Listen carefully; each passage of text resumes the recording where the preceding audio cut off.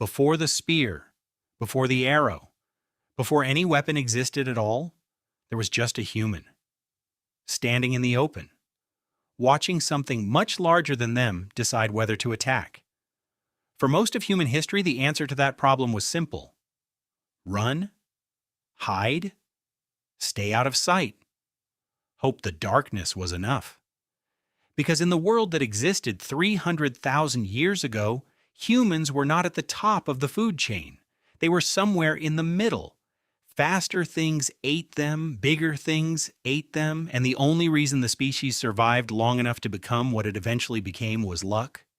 And then one day, something changed. Nobody knows exactly when the first weapon was made. But we know how it probably happened. Not through planning, not through genius, through necessity, through a moment of desperation that forced a human brain to think differently than it had ever thought before. Picture this: a small group, maybe 8 people, somewhere on the African savanna. They have found a carcass, an animal already dead, and they are trying to strip meat from the bones before the real predators arrive. They are using their hands, their teeth, whatever rocks are nearby to break bones for marrow. And then one of them picks up a rock, not a special rock, just a rock, and slams it against the bone. The bone cracks. Marrow spills out, and something registers in that human brain. The rock made them stronger than they were without it. That is where it began. Not with a weapon designed to kill, with a tool designed to survive. The first stone tools appeared around 3.3 million years ago. Simple, rough, barely more than a rock with one sharp edge knocked off it. But that sharp edge changed everything. It meant a human could cut through hide that their teeth and fingers couldn't penetrate. It meant they could access food that was previously unreachable. It meant they could do more with less. And over hundreds of thousands of years, that simple insight that a modified rock was better than an unmodified rock became the foundation of everything that followed. The first true hunting weapon was probably a wooden spear, not a spear with a stone tip, just a sharpened stick, hardened in fire. The tip burned until it became dense and hard and pointed enough to pierce skin. The oldest known wooden spears were found in Germany. They are 300,000 years old, and they were found alongside the butchered remains of horses. These were not scavenged horses, these were hunted horses. Which means 300,000 years ago, a group of humans looked at an animal that could outrun them, outweigh them, and outpower them, and decided to hunt it anyway. Here is what that actually looked like. The group moves before dawn, silently, downwind.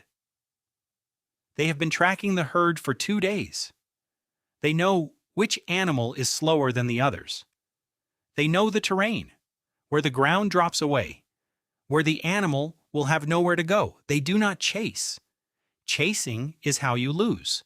They wait, they position, and then, at the exact moment the animal is isolated, they move. Not one person, all of them surrounding, cutting off escape routes, and driving the animal toward the edge. This is not instinct, this is strategy, this is planning across time, the ability to imagine a future moment and prepare for it now. The spear is not just a weapon, it is proof that something was happening in the human brain that had never happened before in the animal kingdom, the ability to think ahead. Then came the innovation that changed hunting forever: the stone tip.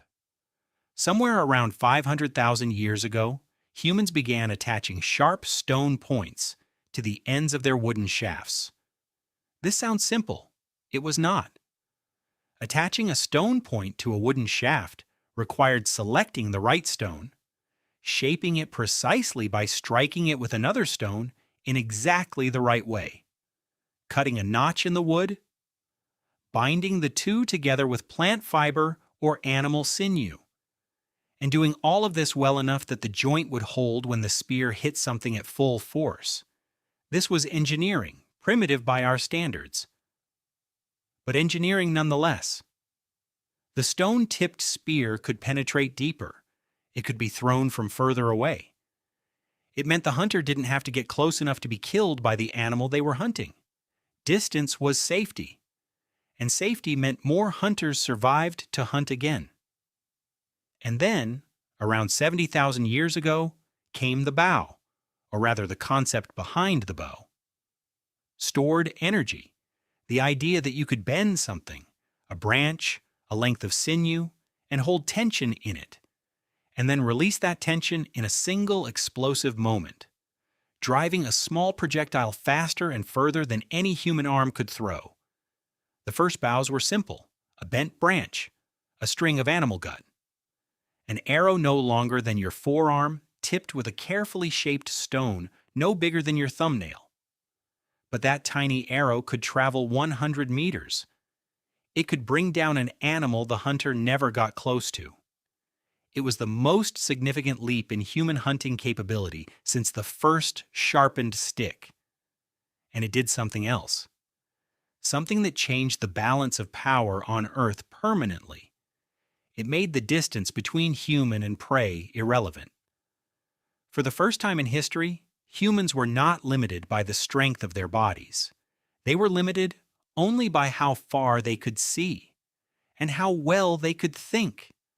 The megafauna of the ancient world, the mammoths, the giant sloths, the cave bears, had survived millions of years of predators. They had evolved to be fast enough or strong enough or armored enough to survive everything that tried to kill them. They had never encountered anything like this. A creature that could kill from a distance it couldn't even close. A creature that hunted in coordinated groups. A creature that remembered where you slept and came back tomorrow. They never saw it coming. The weapon did not just change how humans hunted, it changed what humans were. Before the spear, a human was prey as often as they were predator. After the spear, they were something new. Something that had never existed before. A thinking predator. One that did not need to be the strongest or the fastest. One that only needed to be the cleverest. And in the end, that turned out to be enough. More than enough. The oldest stone tools ever found date back 3.3 million years. The oldest wooden spears, 300,000 years. The oldest stone-tipped weapons, 500,000 years. The oldest bow and arrow evidence around 70,000 years. Each one found not in a museum collection, but buried in the ground, waiting for someone to dig them up and understand what they meant. They were not just weapons. They were the moment humanity stopped being hunted and started hunting back. Drop a comment below. Which ancient weapon do you think was the most significant invention in human history? Subscribe for more stories that change how you see the world. And watch this next, because the next one goes even deeper.